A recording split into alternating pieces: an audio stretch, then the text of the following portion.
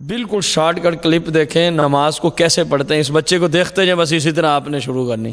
تکبیر تحریمہ نیت کے بعد کیسے، ہاتھوں کی حالت بھی دیکھ لیں، ساری کیفیت دیکھ لیں، پھر اس کے بعد ہاتھ کیسے باندھنے ہیں۔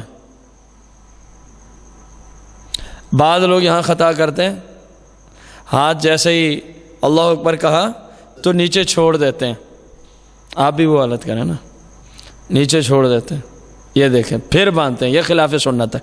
ہاتھ باندھنے کا طریقہ دیکھ لیں، ناف کے نیچے الٹا ہاتھ نیچے سیدھا، اس کے اوپر کلائی کے اوپر آپ کا ہاتھ ہو، سیدھا ہاتھ الٹے ہاتھ کی کلائی پر، چھوٹی انگل اور انگوٹھا جو ہے اس سے ہلکا بنائیں، یہ اغل بغل میں ہو کلائی کے، باقی تینوں انگل جو ہیں اس طرح اس کے اوپر آ جائیں۔ اب آپ نے جو بھی اس حالت میں پڑھنا ہوتا ہے وہ سارا پڑھیں گے، اس کے بعد رکوع کریں گے۔ رکوع میں کیسے جانا ہے، کس حالت میں جانا ہے، سر اور پشت بالکل سیدھی ہونی چاہیے جیسے اس بچے کو آپ دیکھ رہے ہیں، اور اپنے گھٹنوں کو اپنے ہاتھوں کے ساتھ مضبوطی سے پکڑ لینا ہے، اور آپ کی نگاہ جو ہے قدموں کے درمیان میں رہنی چاہیے۔ اس کے بعد آپ سمع اللہ لمن حمدہ، یہ حالت ہونی چاہیے۔ اب سجدے میں جانے والی حالت پہ غور کریں، سب سے پہلے گھٹنوں کو پکڑنا ہے، جائیں بالکل سیم جس طرح یہ بچہ جا رہا ہے اسی طرح آپ نے رکوع سجدے کی حالت میں جانا۔ اس حالت میں دیکھ لیں پیٹ سے رانے جدا ہوں اور زمین سے بازو آپ کے اٹھے ہوئے ہونے چاہیے،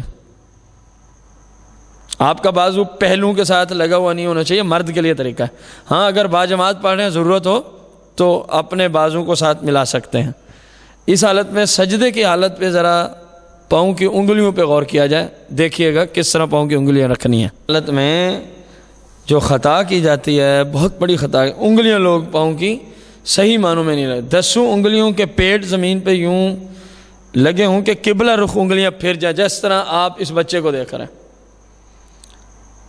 ٹھیک ہے، جلسہ کی حالت ہے،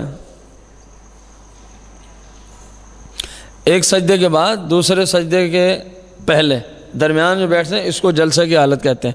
یہ حالت ہونی چاہیے، اور ہر عضو جو ہے ہر جوڑ اپنی جگہ پہنچ جانا چاہیے، کم از کم یہاں اتنی دیر بیٹھیں سبحان اللہ ایک مرتبہ کہنے کی مقدار بندہ بیٹھ لے۔ اس کے بعد پھر دوسرا سجدہ ہوتا ہے۔ دوسرا سجدہ کرنے کے بعد آپ نے دوسری رکعت کے لیے کیسے کھڑا ہونا ہوتا ہے، سجدے کے بعد اس طالب علم کو دیکھیں یہ کس طرح کھڑا ہوتا ہے۔ ہاں جی کھڑے ہوں، یہ ذرا غور کریں، گھٹنوں کو پکڑا، پاؤں کے پنجوں کے بل کھڑا ہوا، پھر اسی حالت میں ہاتھ باندھ لینا۔ اب یہاں پہ لوگ کیا کرتے ہیں، ذرا وہ چیز دکھائیے گا، زمین کے آسرا لے کے کھڑے ہونے والی بات، وہ زمین کے ساتھ، یہ دیکھیں دوبارہ دکھائیں تاکہ اچھے طریقے پتہ چل۔ یوں اٹھتے ہیں، یہ خلاف سنت ہے، لیکن اس کے لیے جو اپنے گھٹنوں کو پکڑ کے کھڑا ہو سکتا ہو اس کے لیے خلاف سنت۔ ایک بندے کا وزن زیادہ ہے، مریض ہے، بزرگ ہے، کمزور ہے، تو وہ جس طرح بھی کھڑا ہو سکتا ہے کھڑا ہو جائے، اس کے لیے بالکل ٹھیک ہوگا۔ اب آپ تشہد کی حالت میں کیسے بیٹھیں گے ذرا غور کریں، انگلیوں کو دیکھیں، بالکل اپنی حالت پہ قبلہ رخ ہے، ہاتھ کی انگلیوں کو غور کریں، اور گھٹنوں کے اوپر انگلیوں کے سرے ہیں۔ بعض لوگ اگلی حالت دکھائیں، یہ کر لیتے ہیں، یہ بھی خلاف سنت۔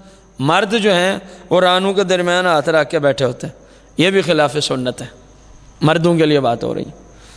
اب اس میں پاؤں کس طرح بچھانا ہے وہ ذرا دکھائیں۔ تشہد کی حالت میں سیدھا پاؤں آپ کھڑا رکھیں گے، سیدھا پاؤں، اس کی انگلیوں کا رخ پیٹ زمین پہ لگاؤ، قبلہ رخ ہوگا، الٹے کو بچھا کے اس کے اوپر آپ نے بیٹھنا ہے، جس طرح یہ طالب علم آپ کو نظر آ رہا ہے۔ سلام کی کیفیت دکھائیں، جب سارا کچھ کمپلیٹ ہو جائے اب آپ نے سلام پھیرنا ہے، دائیں جانب السلام علیکم ورحمۃ اللہ کہتے ہوئے صرف اپنے کندھے کو دیکھنا ہے۔ بعض لوگ وہ سارے خصوصاً جب جماعت میں ہوتے ہیں تو ساری دائیں جانب جتنی جماعت ہے سب کو دیکھتے ہیں، الٹی جانب بھی سب کو، یہ خلاف سنت طریقہ ہے۔ تشہد میں انگل اٹھانے کا طریقہ بھی دکھا دیں،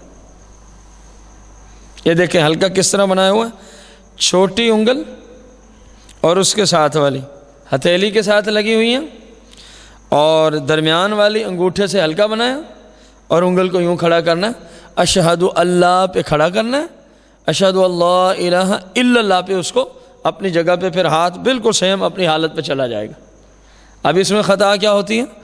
انگل اٹھاتے ہیں تو اس کو یوں حرکت دیتے رہتے ہیں، یہ خلاف سنت طریقہ ہے۔ اللہ کریم ہم سب کو عمل کی توفیق عطا فرمائے۔